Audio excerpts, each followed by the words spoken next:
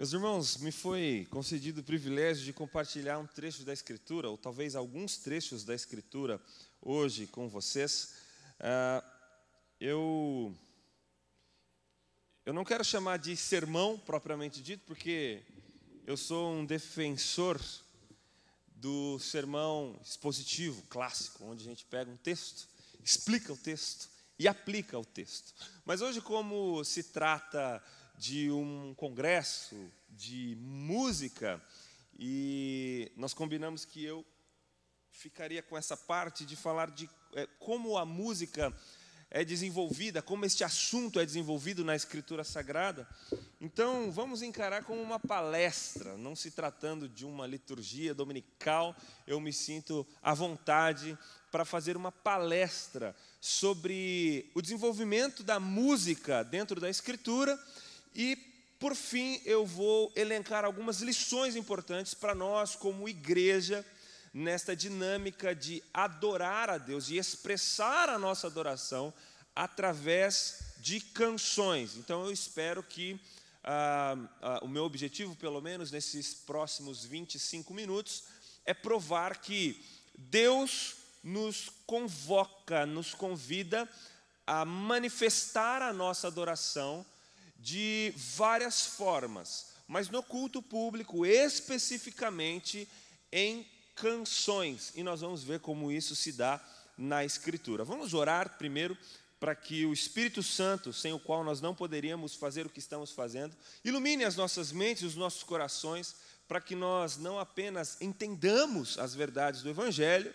mas para que os nossos corações sejam movidos, as nossas volições sejam movidas na direção de viver a partir daquilo que nós sabemos. A nossa fé não é apenas dentro do aspecto cognitivo, mas ela também tem a ver com os nossos afetos. Portanto, vamos orar, porque só o Espírito Santo pode fazer isso por nós. Deus, nosso Pai bendito, nós te louvamos, Senhor, pelo privilégio que o Senhor nos dá de juntos nos reunirmos aqui, a fim de louvarmos o Senhor, engrandecer bem alto o teu santo e glorioso nome. A nossa expectativa é de que o Senhor fale conosco nesses próximos minutos, assim como o Senhor já tem feito desde que chegamos aqui. Nós queremos nos expor a estes meios de graça, na expectativa de que o Senhor nos transforme e nos edifique para a tua glória. Em Cristo nós oramos agradecidos. Amém e amém. Meus irmãos, a primeira vez que a música aparece na Escritura é em Gênesis, capítulo 4, livros dos começos, com um sujeito chamado Jubal. Agora você sabe o que é mais interessante? É que este Jubal, ele é um dos descendentes de Caim.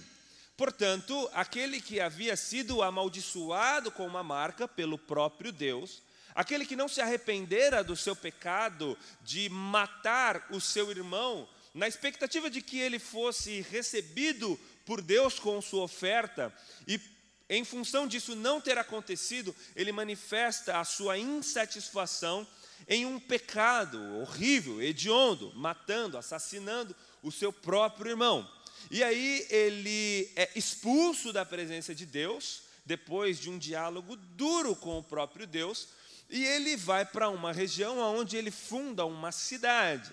Nessa cidade estão alguns de seus descendentes. Talvez ali em Gênesis, no capítulo 4, apareçam alguns importantes, como aqueles que primeiro praticaram a pecuária ostensiva, ou agricultura, ou mineraram ferro e coisas do tipo. E aparece esse sujeito chamado Jubal, o primeiro a confeccionar instrumentos musicais. O texto diz que ele é filho de Lameque e que ele confecciona 2 instrumentos, lira e flauta. Um instrumento melódico percussivo e um instrumento melódico, um instrumento de sopro. Um que se toca com baquetas e outro que se toca com o próprio fôlego. A Escritura denota, então, que este sujeito, chamado Jubal, foi o criador dos instrumentos emissores de sonoridades e, portanto, ele é descrito na Escritura como o pai da música, dessa arte que nós chamamos de música. Agora, você sabe o que é mais interessante nessa história? É que Jubal não é um filho da aliança. Nós temos, por exemplo, Deus em Gênesis capítulo 3, pregando aquilo que nós chamamos de proto-evangelho para Adão, para Eva, e também um julgamento severo para a serpente. Aonde Deus diz assim: porém inimizade entre a tua descendência e o teu descendente. Este lhe ferirá o calcanhar, mas ele, o descendente, lhe esmagará a cabeça. Portanto, o que Deus estava prevendo é que no ventre da mulher haveriam duas gerações. A geração da semente santa, promovida e sustentada pelo próprio Deus, de onde haveria de vir o descendente esmagador da cabeça de serpente, aquele que desfaria as obras de Satanás. Mas também no ventre da mulher sairia a descendência da serpente, aquele povo que seria ante-Deus, aquele povo que seria marcado pela rebelião.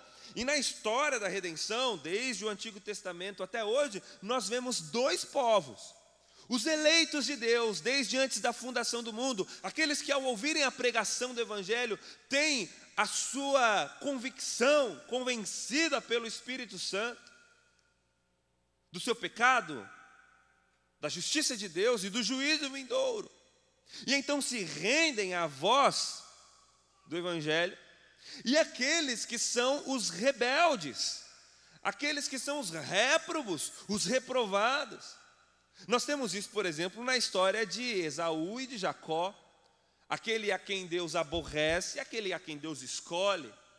E assim, nós temos duas gerações, uma semente santa e uma semente pecaminosa, da onde haveria de vir os povos que militam contra o povo de Deus, desde sempre e para sempre. E a música nasce neste contexto, num contexto dos filhos da rebelião. Isso aqui nos prova uma doutrina que Calvino chamou de graça comum. O que é graça comum? Calvino dizia que a graça de Deus, um aspecto dessa graça que é comum a todos os seres humanos. Lembram de Jesus quando ele disse assim: o sol nasce para justos e ímpios, e a chuva cai sobre a terra para bons e para ruins. Isso significa necessariamente que o favor de Deus está disponível tanto para crente quanto para descrente. E isso está provado aqui no texto, que Deus agracia um filho da rebelião, alguém que não era do povo eleito, alguém que estava num contexto de rebeldia contra ele.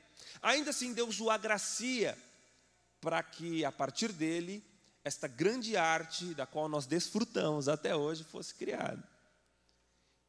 Isso significa necessariamente que Deus dá dons até mesmo para ímpios. Você já ouviu alguma música bonita? Você já assistiu algum filme que te emocionou? Você perguntou se o diretor era cristão ou não? Você já ouviu uma bela canção clássica, por exemplo? Você já viu um quadro bem pintado? Tudo isso são vestígios, lampejos da imagem de Deus, que por sua graça comum alcança indistintos homens, como o caso de Jubal. Mas vamos adiante, que tem muita coisa para a gente ver nessa história. Depois disso, a música aparece em Êxodo, capítulo 15. Pela primeira vez agora dentro do povo de Deus. Agora, o povo de Deus se vale desta arte para exaltar o nome do Deus bendito. Êxodo capítulo 15, se vocês bem se lembram, o povo acabara de ser libertado do Egito. E eles celebram este grande feito de Deus com uma canção. Quando Miriam, a mãe de todos os salmos, pega o seu tamborim e começa a cantar uma música do Projeto Sola. Não há Deus como nosso Deus. Nossa força e canção, não é isso? Grandes coisas Ele fez, seu reino é para sempre. Não é só em razão que nós colocamos o nome dessa canção de Êxodo, porque ela é a primeira canção que é feita voltada para Deus. Quando um homem deixa de cantar, ou quando um povo comunitariamente deixa de cantar de forma horizontal e passa a cantar de forma vertical. Há alguns que defendem a ideia de que lá no céu, antes de haver história, já tinha música, baseado naquele texto de Ezequiel, de que o Satanás seria o Lúcifer, e que esse Lúcifer era um ministro de música da igreja. Ele era o Brandon Lake do céu, né? Compositor e cantor lá das hostes celestiais. Não, nada disso. Isso não existe na Escritura. Isso é uma hipótese pouquíssimo fundamentada, dificílimo de se defender, porque não há base bíblica alguma, a gente não tem tempo para desfazer essa ideia, mas é uma ideia completamente equivocada. Inclusive o termo Lúcifer nem é o melhor uso para isso. Mas outro dia nós conversamos sobre isso. Então o que nós temos na Escritura é a música sendo criada num contexto aqui da terra. As primeiras expressões musicais, elas acontecem aqui, com Jubal, e depois dentro do povo já de Israel, povo eleito, em Êxodo capítulo 15. Agora aqui as canções começam a ganhar esse contorno religioso em Êxodo. Primeiro, a música é a expressão de um povo, é uma forma de se expressar. Agora a música ganha um contorno religioso. Números capítulo 21, versículo 14, fala sobre o livro das guerras do Senhor. Como Deus havia determinado que as histórias do povo fossem cantadas através de canções, ou fossem contadas através de canções. Parece aqui que Deus tem interesse sincero em música. O seu povo agora começa a ser ensinado e começa a ser lembrado dos seus grandes feitos através de canções, até chegar em Deuteronômio, capítulo 31, versículo 19, e aí o próprio Deus encomenda uma canção. Na verdade, o próprio Deus compõe uma música e dá ela para Moisés. Em Deuteronômio, capítulo 31, versículo 19, Deus manda Moisés escrever um cântico. Agora Deus virou compositor. Lá no Brasil nós temos um órgão que regulamenta os direitos autorais, é o ECAD. E aí eu brinco que algumas das canções do Projeto Sola, a gente pega só o texto e coloca uma música. Então a gente tinha que pagar o direito autoral, né, para Paulo, para Isaías. Deus agora também é compositor. Qual que será que é o ISRC, o código da música de Deus? Mas veja, o fato é que Deus, ele manda Moisés escrever uma canção com a finalidade de que o povo celebre a este Deus através da canção. Ou seja, Deus deu o meio da adoração. Deus diz assim: olha, eu quero que vocês me celebrem. Tá bom, Senhor, vamos fazer uma dança para o Senhor. Vamos pintar um quadro. Não. Eu quero que seja através de uma música. E agora a música não ganha apenas um contorno religioso, mas ela se expande também para uma dimensão pedagógica. Deus diz que quer escrever uma música para que o povo se lembre. Por que Deus quer que o povo se lembre? E quando Deus quer que o povo se lembre muito de uma coisa, Ele manda Moisés escrever uma música. Porque a música tem essa capacidade didática. Quando nós falamos de canção, que é isso que nós fazemos, a gente está unindo duas artes. A música, que é a arte de combinar sons, e a poesia, que é a arte de combinar palavras. Portanto, você tem duas artes combinadas. E quando você junta música e poesia, vira canção, que são as músicas cantadas. E essas canções têm uma capacidade didática muito grande. Como eu falei anteriormente, talvez você não se lembre o que o pastor pregou há 5 ou 6 domingos atrás. Talvez você se lembre de uma ilustração que foi muito marcante, o tema do sermão. Talvez você consiga lembrar dos pontos. Mas você não consegue lembrar de fato tudo que foi falado. Mas uma música, mesmo que você tenha aprendido na mais tenra idade, ainda hoje, se alguém começar a cantá-la, você se lembra. Porque músicas têm este poder. E Deus, sabendo disso, Deus criando nós seres humanos com essa estrutura, esse receptáculo de beleza, sabe que nós vamos nos encantar, e quando nós nos encantamos, aquilo gera uma memória, uma marca em nós. E aí Deus diz para o seu povo: eu quero que vocês aprendam algumas coisas. Vocês devem fazer isso através de canção. Os profetas também, no primeiro livro de Samuel, no capítulo 10, versículo 5, diz que os profetas tinham esse costume de profetizar cantando. Você sabe que Samuel fundou o primeiro seminário, né? A escola de profetas de Israel, fundada por Samuel. Foi o reitor daquela escola. E o livro de Samuel diz que os profetas cantavam enquanto profetizavam. Agora a música, ela tem não só um aspecto religioso, corporativo, um aspecto didático, mas também a música agora virou uma ferramenta ministerial.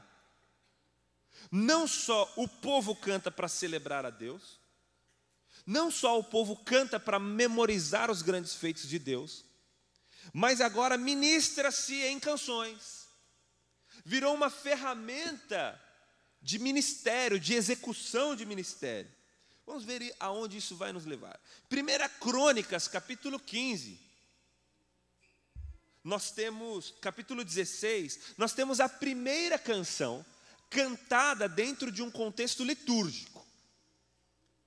Até então, as canções eram cantadas pelo povo, mas nós não temos notícia de que eles cantavam em cultos, definitivamente, ou dentro do tabernáculo. Agora, em 1 Crônicas, nós temos Davi, que talvez é o grande reformador litúrgico, um homem cheio de ideias. A primeira delas é que Deus não pode habitar numa tenda só. Deus não pode morar num barraco. Esse tabernáculo é bacana e tudo mais, mas Deus não pode ficar aí. Precisamos construir uma casa para Deus. E então Davi tem o sonho de construir um grande templo. Mas Deus o impede. Deus diz que ele já derramara sangue demais de seus inimigos e, portanto, ele não estaria apto para construir um santuário para o Deus Altíssimo. Mas Davi não é dissuadido da sua ideia, pelo contrário, Davi diz assim: ok, eu posso não ser o construtor do templo, mas eu vou me empenhar para angariar recursos, para que o meu sucessor, quando construir o templo, tenha tudo disponibilizado para ele. E mais do que isso, Davi não apenas junta recursos para a construção do templo, que depois é protagonizado por Salomão, como Davi também reforma a liturgia do povo. Então Davi traz a arca de novo da aliança. Aquele famoso episódio que Uzá tenta aparar a arca que está caindo e acaba morrendo. Davi então estuda o livro da lei, descobre qual é a maneira certa de transportar a arca, e então traz a arca da aliança para Jerusalém. Quando Davi traz a arca da aliança, Davi diz assim: olha, agora nós vamos organizar a nossa religião aqui. Qual é a primeira coisa que Davi faz? Uma canção. 1 de Crônicas, capítulo 16. A primeira canção que o povo de Deus canta num contexto de culto. Davi pegou a música, que era uma questão cultural, usada para se referir a Deus, mas era uma questão cultural da sociedade de Israel, e agora ele coloca dentro do contexto religioso de culto mesmo. Dentro da igreja, o povo vai cantar. A primeira canção, então, 1 Crônicas, capítulo 16. Davi faz mais do que isso.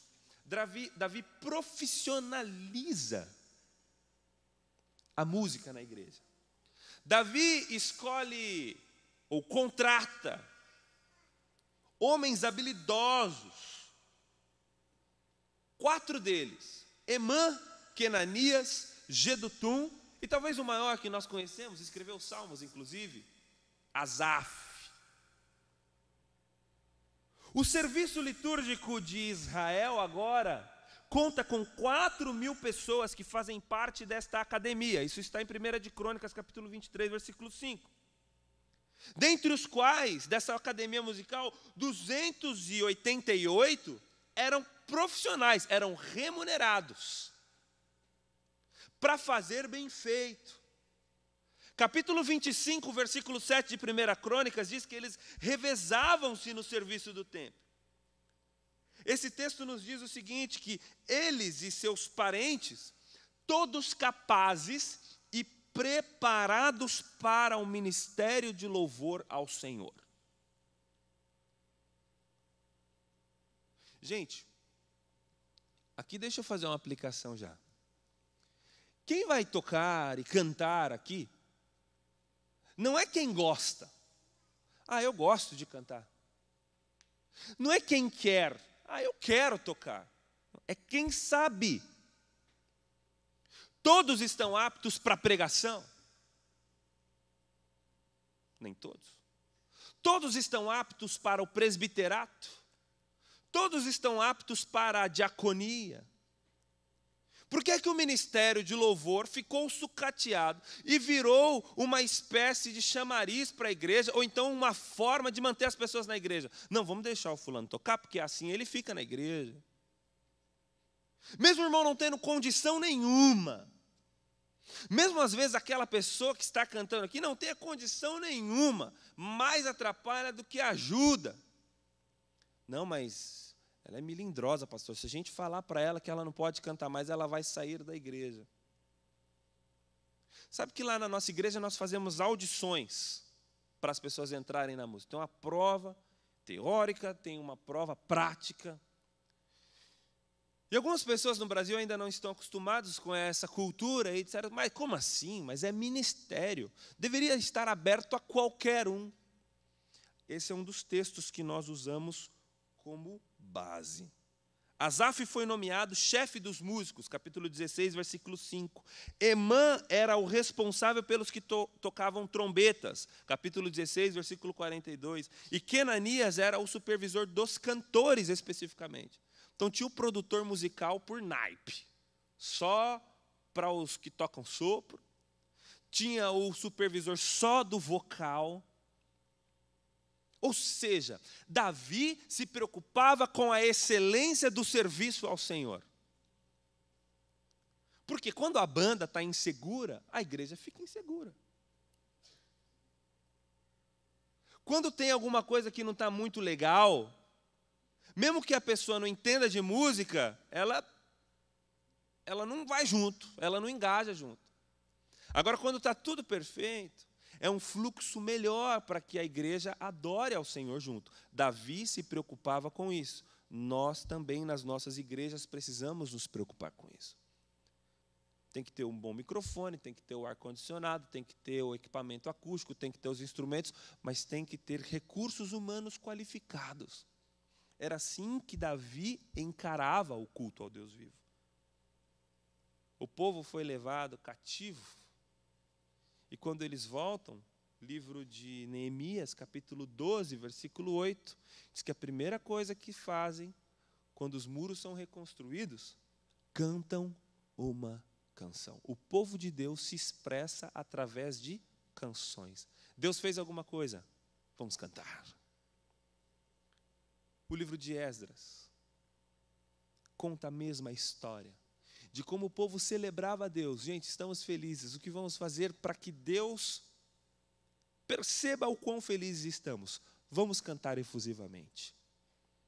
Até que você chega no meio da sua Bíblia. Se você abrir a sua Bíblia no meio, você provavelmente abrirá em Salmos, que é um livro inteiro sobre músicas. Um livro que Deus inspirou para nos dar o ferramental etimológico de como nós devemos nos referir a Ele. O que eu falo para Deus? Lá no livro de Salmos você vai encontrar. O que você fala quando você está nervoso, quando você está indignado, quando você está triste, quando você estiver passando por dificuldades, quando você estiver alegre. O glossário de como o povo deve se referir a Deus está lá no livro de Salmos. Quando as nossas palavras são insuficientes. O livro de Salmos nos promovem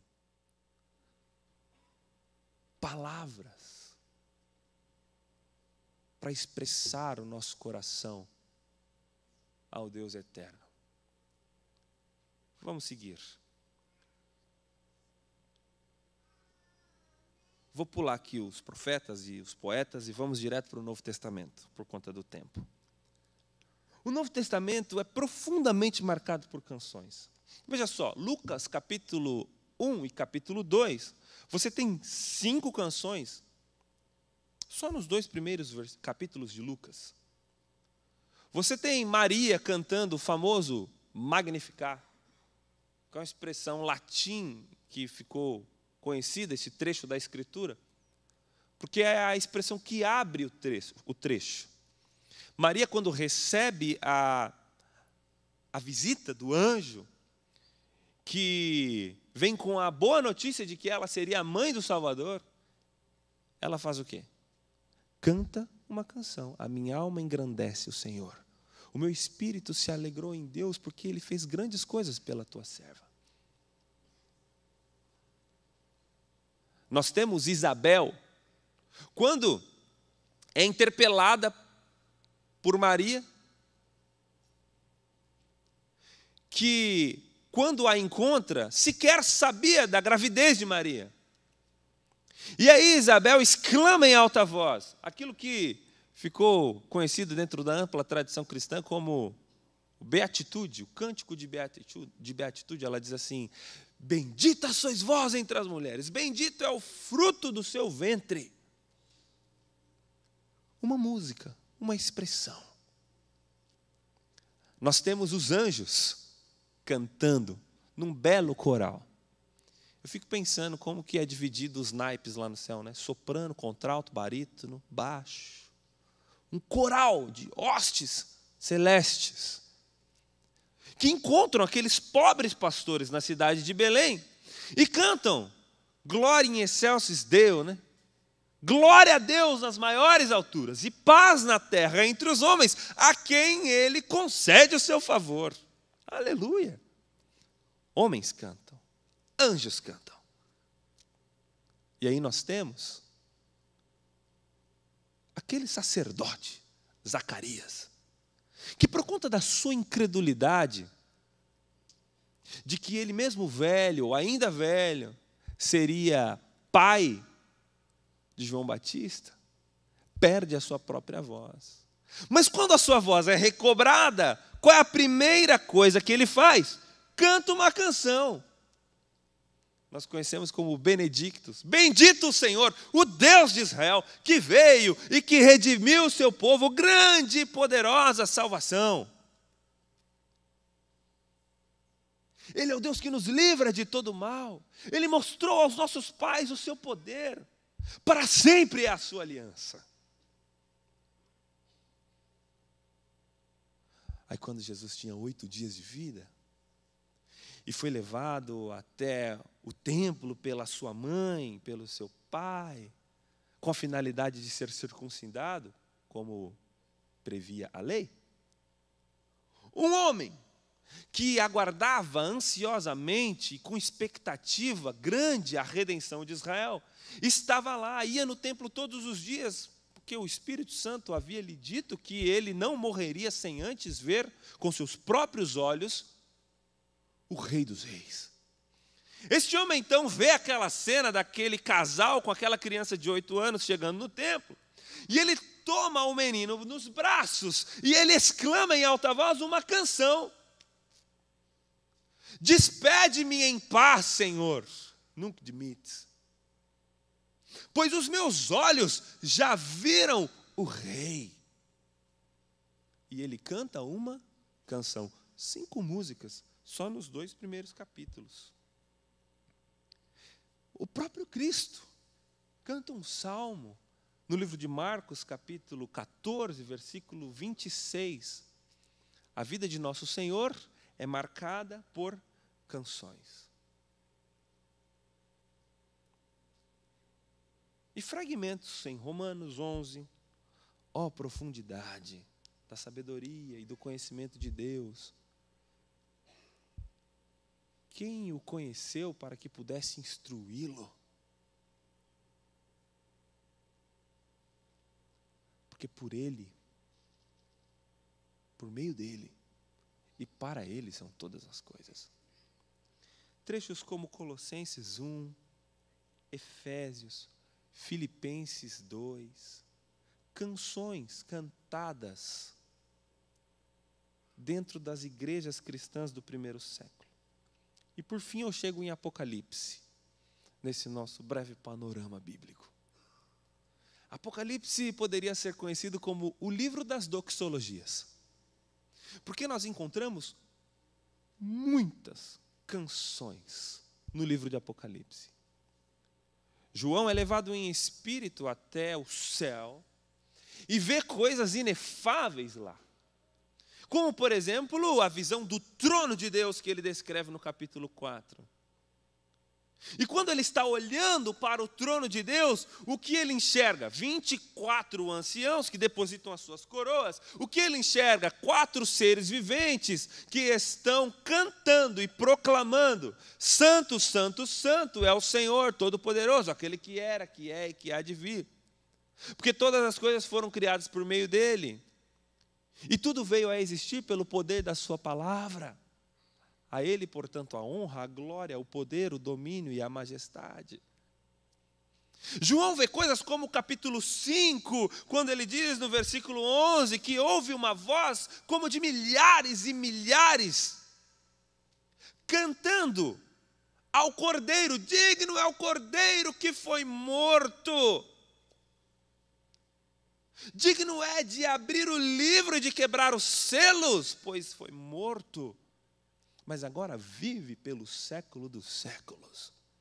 A dignidade do Cordeiro é manifestada em proclamação. Proclamação efusiva, doxologia. Quando o povo de Deus se junta para dizer para Deus aquilo que Ele é, ou para dizer para os outros sobre um Deus que fez grandes coisas na história. Portanto, a Escritura, do início ao final, fala de um povo convocado para cantar. Com isso, eu quero falar 3 coisas para os irmãos. A primeira delas: aquele relógio acho que está parado, porque eu estou olhando para ele já há 10 minutos e ele não sai do 8h50. Ou então o Senhor parou o tempo aqui, igual lá em Josué, né? Não sei quantos minutos eu tenho mais, mas 3 aplicações, está parado no 8h50. 3 aplicações. Primeiro, as manifestações de louvor na Escritura são reações.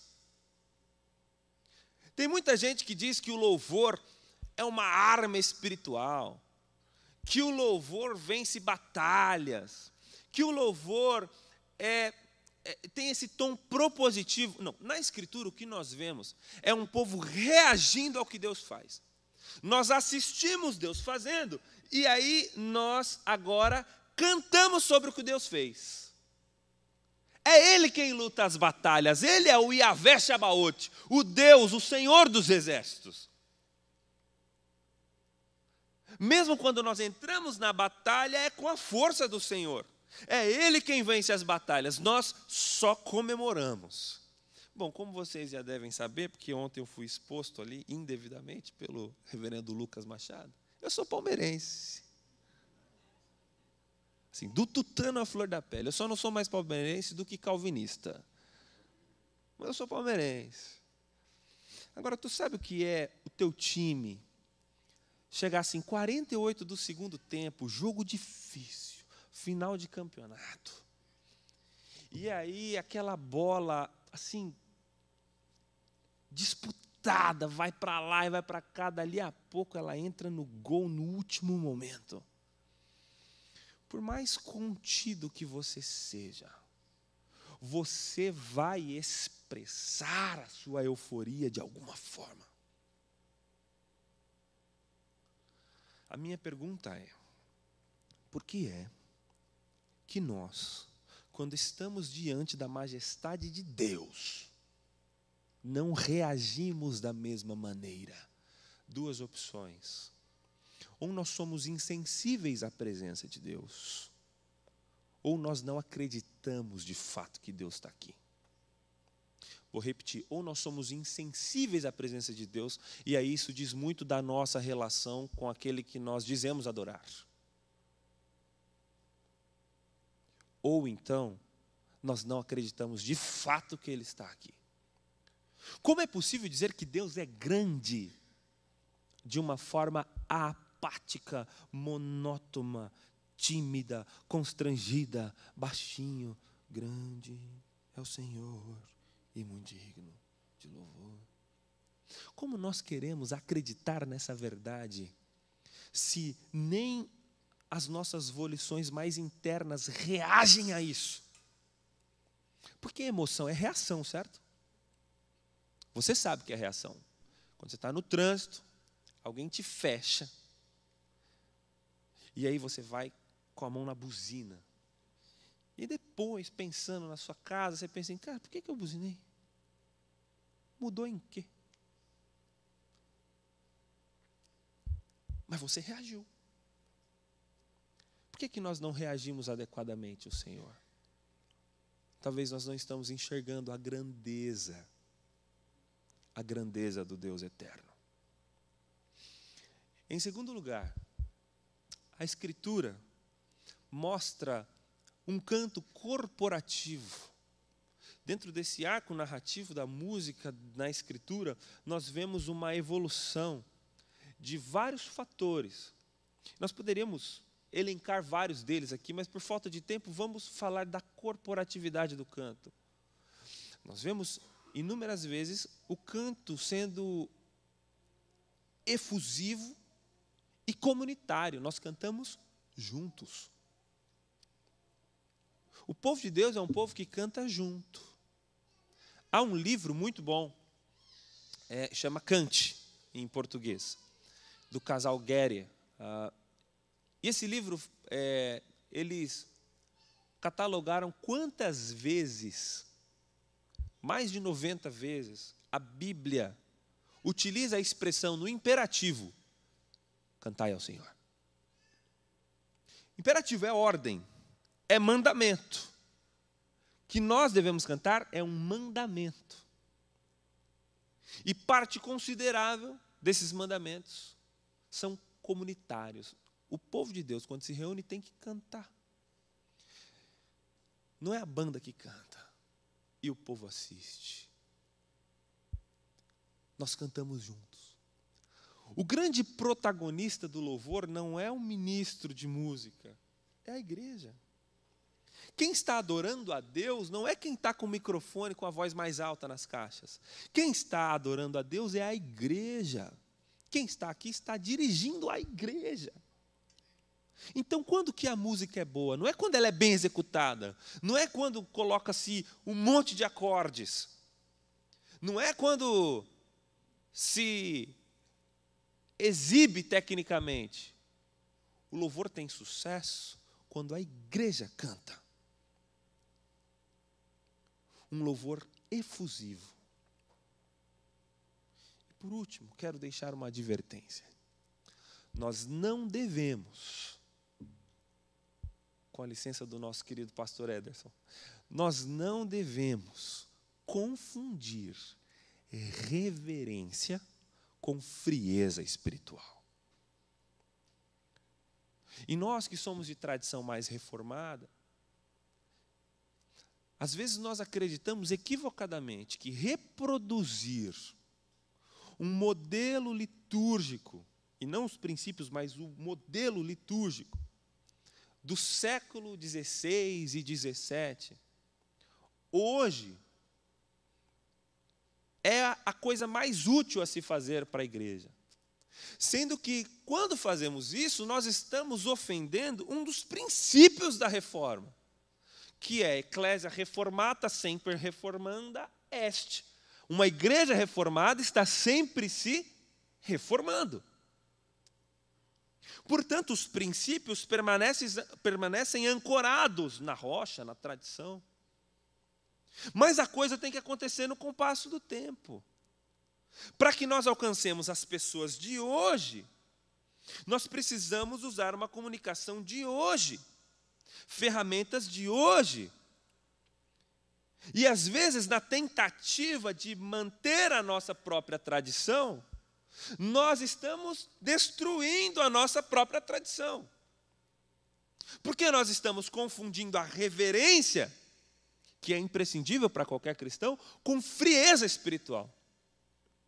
Já que eu tenho que ser reverente, então eu não vou cantar, eu não vou bater palma, eu não vou me expressar, porque isso é irreverência. Quando o próprio Salmos prevê genuflexão, ou seja, ficar ajoelhado. O próprio Salmos prevê levantar as mãos, cantar em alta voz. Isso não é irreverência. Pelo contrário, uma doxologia efusiva mostra o quanto aquela igreja está viva. Platão disse assim: quer conhecer uma sociedade, ouça as músicas que aquela sociedade produz. Nós poderíamos dizer o mesmo da igreja. Quer conhecer a teologia de uma igreja? Quer conhecer a espiritualidade da igreja? Veja o quanto essa igreja canta. E como esta igreja canta. E o que esta igreja canta. O termômetro das volições da igreja são as canções. Termino com um breve testemunho. Nesse livro, Sing, eles defendem que a prática do louvor, tanto comunitário quanto individual, ele transforma a vida individual das pessoas e a comunidade inteira. Eu acreditei nisso. E nós começamos lá na nossa igreja um trabalho exaustivo de elencar formas de fazer a igreja cantar mais. Então, por exemplo, desde coisas pequenas, como um estímulo de quem está dirigindo a música, falando frases pequenas como só vocês, agora só a igreja. Promovendo momentos onde a igreja parasse, onde a igreja cantasse sozinha, sem instrumentos. E coisas do tipo, para que a nossa igreja pudesse cantar mais. E deixasse de ser apenas um expectante, um espectador, na verdade, e passasse a ser adoradores de fato. Até medidas mais técnicas do tipo, será que o volume está bom? Porque quando o volume, falei isso na quinta, né? Quando o volume está muito alto, as pessoas não cantam. Não dá para ouvir umas às outras. Quando o volume está muito baixo também, as pessoas não cantam. Porque elas ficam constrangidas. Sabe quando você chega, por exemplo, no hospital, que está todo mundo falando baixinho? Você fala baixinho também, não é assim? Se o som estiver baixinho na igreja, ninguém canta. Eu sei que tem uns irmãos mais velhos que gostam do som bem baixinho. Mas ele precisa estar minimamente considerável para que as pessoas consigam ouvir o que está acontecendo e cantar também. E nós fomos testando todas essas coisas e estimulando a igreja. E várias práticas assim. E aí, alguém disse recentemente, olha, a igreja era uma há tantos anos atrás e hoje nós percebemos que a igreja é outra. Porque a teologia é reformada, a pregação é reformada, as canções, o conteúdo, as letras delas, Não deixou de cantar letras reformadas, hinos, e passou a cantar bobeiras do mundo gospel. Não é isso. Mas o trabalho que foi realizado fez com que a igreja cantasse de forma alegre, exultante, como uma torcida de time de futebol, que canta alto, canta alegre. Porque a torcida de time de futebol está tentando estimular o time para vencer. Mas nós cantamos sobre vitórias que Cristo já venceu. Portanto, não há razão para nós não cantarmos ao Senhor. Vamos orar. Pai bendito, nós estamos aqui, Senhor, arrependidos.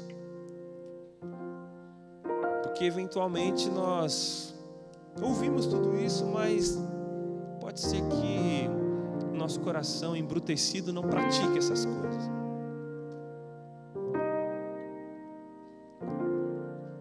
Pode ser que nós não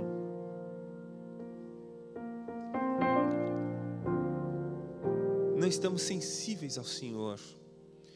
Porque se tivéssemos de fato sensíveis, nós jamais negaríamos um novo cântico ao Senhor. Foi o Senhor mesmo quem estabeleceu este meio de receber o nosso coração grato. Foi o Senhor quem definiu isso, que o seu povo deveria se referir ao Senhor através de canções e orações. E as canções demonstram esta gratidão. Portanto, Senhor, se o teu povo está alegre, ele é convidado a cantar. Que o Senhor mesmo conduza essa igreja por este caminho de uma doxologia efusiva. Que seja assim, Pai, para a tua glória, em nome de Jesus Cristo, o nosso Senhor. Amém.